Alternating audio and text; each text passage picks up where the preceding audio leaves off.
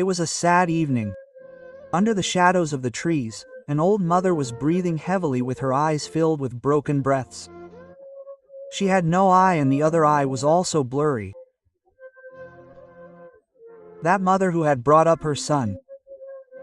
Today, the indifference of that son has forced her to wander aimlessly. The son whom she had raised with her blood and sweat had destroyed her paradise. The old mother was helpless and was sitting under a tree, scared. She had a small bottle of milk in her hand which a passerby had given her out of pity.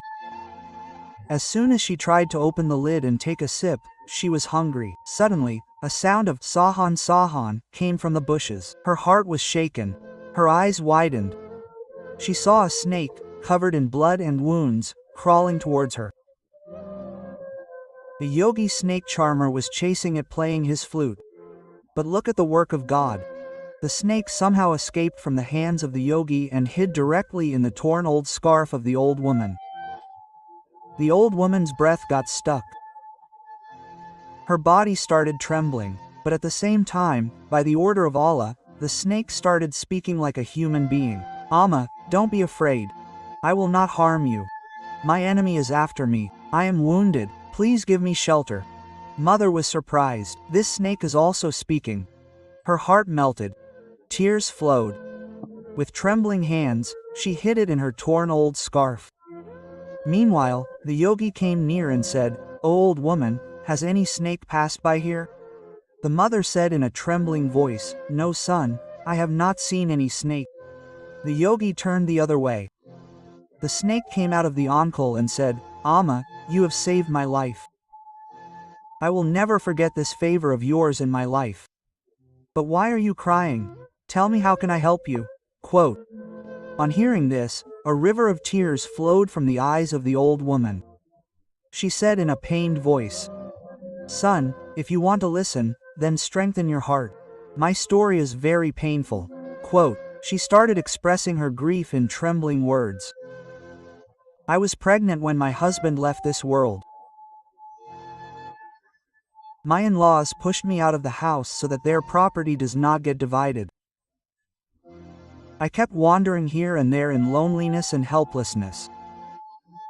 Then a rich man of the village took pity on me and kept me at his house and gave me a small mud house to hide my head. Days passed and the number of children kept on increasing, and then one day Allah blessed me with a son. He was the apple of my eye, the peace of my heart. I was alive again with his support. But fate had decided something else. One day I was returning from work with my little son when suddenly a storm blew and a tree fell on my son. His innocent eye was destroyed. My heart was torn at that time. I started thinking that when my son grows up, people will taunt him by calling him Kana.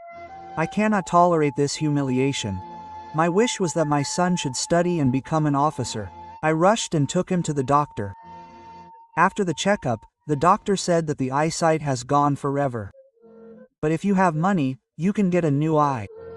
I said with trembling lips, "Dr. Sahab, I have 2 eyes.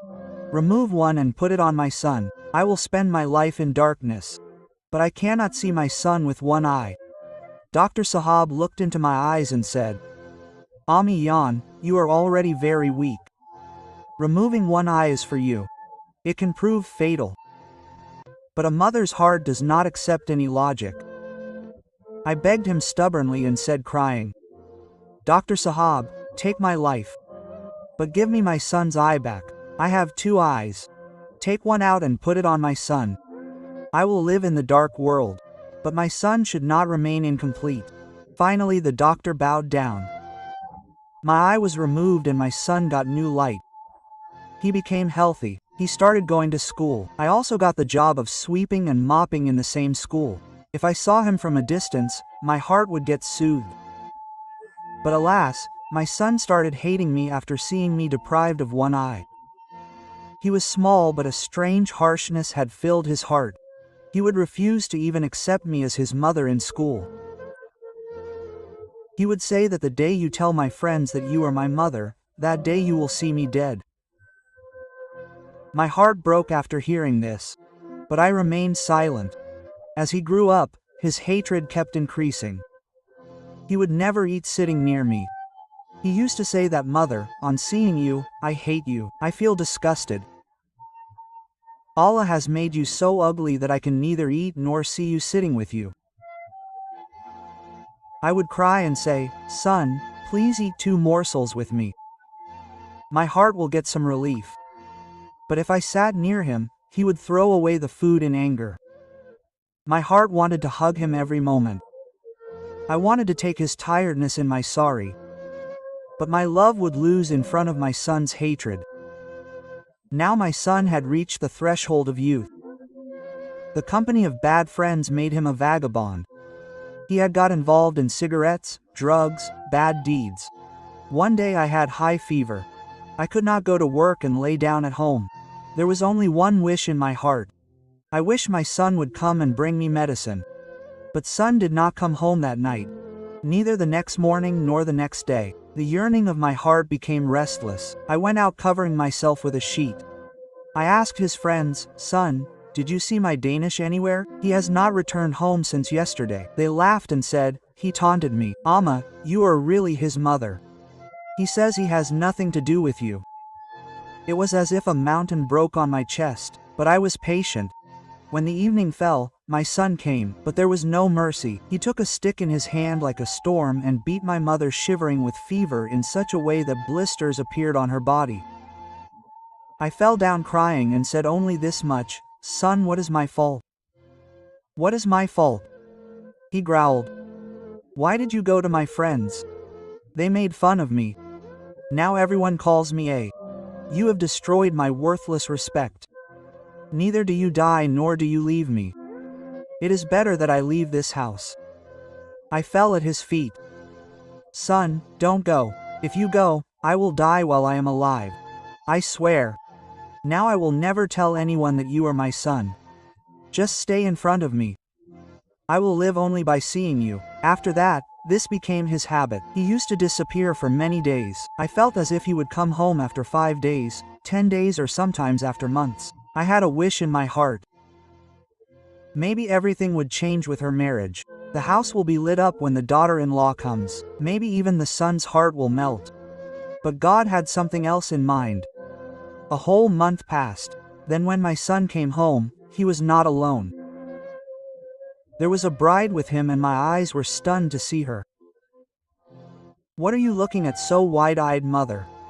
The son said, laughing. I was stunned. He said, "This is my wife. I got married."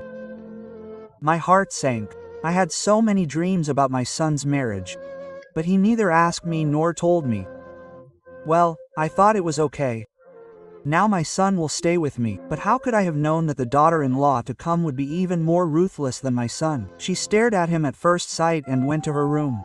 I quietly started serving them. When the son went to office, the daughter-in-law would order, "Massage my feet, apply oil, make tea, bring food." I kept doing everything with my tired bones, but my daughter-in-law was never happy. Sometimes my son and daughter-in-law would come back after eating and drinking from an outing, and I would go to sleep hungry. Patience became my companion. Then one day I got good news. My daughter-in-law was going to become a mother. My son was very happy. He said to me, "Mother, take good care of my wife, she should not lack anything." I shook my head and said, "You don't worry, son." My son went out for work for a few days. The burden of serving my daughter-in-law was now completely on me. She would say, "What are you looking at? Cook food quickly and put more milk in the tea." My blood pressure becomes low. With my sick body, I kept massaging her feet, cooking food, making tea. One night my daughter-in-law was lying comfortably and I was massaging her feet. Sleep overtook my tired eyes and my head hit her stomach. It was as if my daughter-in-law had caught fire. In anger, she pushed me and made me fall on the ground. I kept pleading, "Daughter-in-law, it was not intentional. Please forgive me." But she got worse. Just then the son came home. The daughter-in-law told him a twisted story. The son roared, "You tried to kill my child. You have always been my enemy. It is better to leave this house than to be such a mother." I fell on my son's feet with trembling hands. "Son, where will I go? I am old." But his eyes were bloodshot. He said, "Go wherever you want, but let us live in peace." I tied my clothes, picked up a stick and said, "Son, hug me for the last time. You have never hugged me since childhood. Today I want to hug you with all my heart."